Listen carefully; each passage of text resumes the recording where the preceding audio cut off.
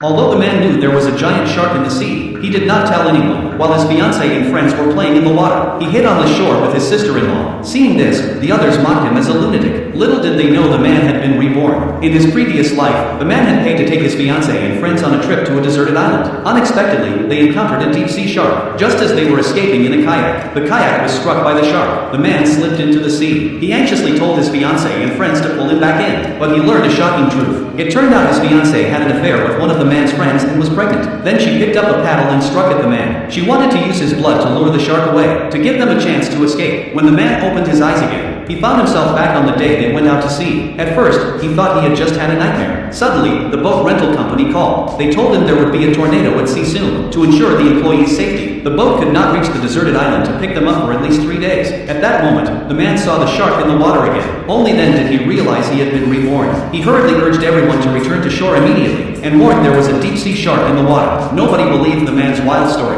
His fiancée complained that he was being a real buzzkill. If he kept it up, she would be seriously upset. Someone even stood on the deck, shouting at the shark to come and eat her. Fearing she might actually attract the shark, the man quickly pulled her down. His actions infuriated everyone. They began to accuse him of being crazy. Just then, his sister-in-law stepped forward. She said she believed the man. Seeing her again, the man couldn't help but remember how, at the last moment in his previous life, she had shoved him aside, allowing him to escape the shark's jaws. Yet he had still been abandoned by his fiancée. It was only then that he realized the only person who truly cared about him was his sister-in-law. He vowed to protect her at all costs. Soon they arrived at Fish Island. The man then recalled that the woman's foot had just been injured by a nail. To prevent the smell of blood from attracting the shark early, he hurried forward to stop her, claiming there were nails in the ground and she couldn't go further. No one believed the man and insisted on moving forward. Sure enough, before long his fiancée's foot was cut by a nail. Seeing this, his sister-in-law believed him even more. The others dismissed it as mere coincidence. Suddenly, the man realized the shark would attack at 7 p.m. just like in his past life. He had to prepare in advance.